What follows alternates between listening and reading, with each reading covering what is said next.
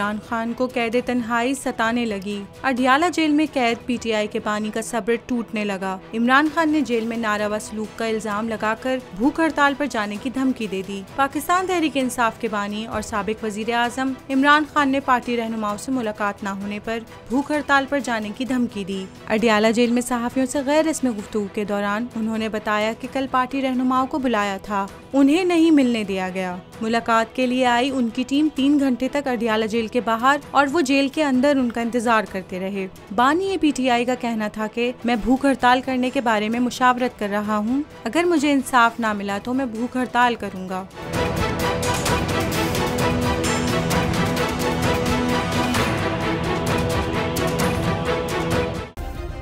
Subscribe करें और bell दबाएं ताकि कोई खबर रह न जाए।